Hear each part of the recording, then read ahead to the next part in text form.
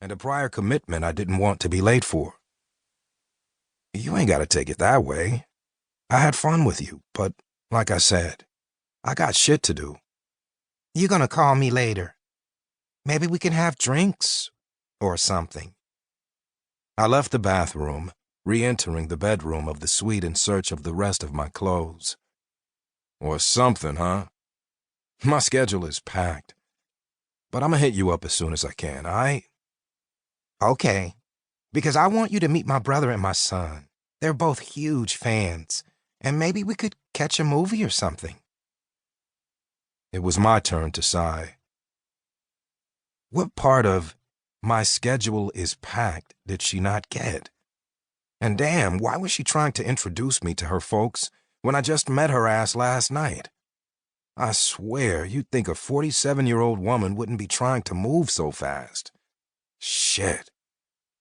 I didn't answer her in the affirmative or negative, just finished getting dressed, gave her a kiss, and left her in my suite hoping she'd be gone when I got back, because like I said, I had shit to do.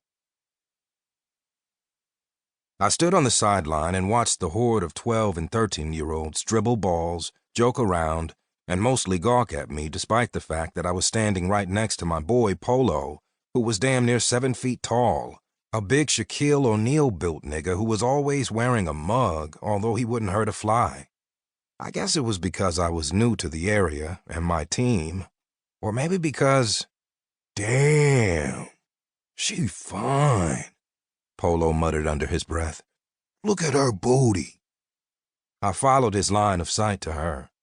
Tight beige skirt that fit her wide hips perfectly and stopped just above her knees so that those big legs of hers were on display. Sleeveless red blouse, huge layered pearl necklace, hair in some kind of fancy corn-rolled pattern, smooth chocolate skin. Yeah, she was undoubtedly fine. No, bump that. She was sexy as hell.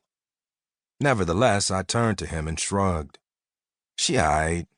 A little too young for me, though. You know how I do. Polo shook his head.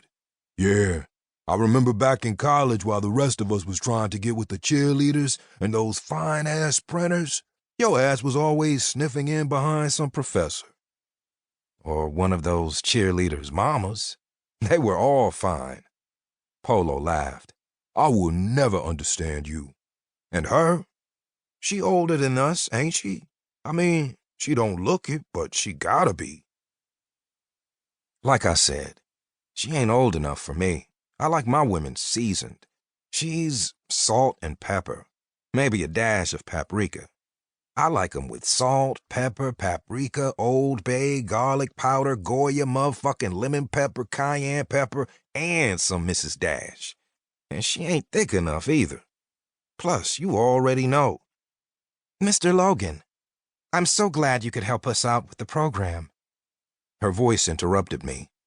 I didn't realize she'd made it over to us. Damn, she smelled good.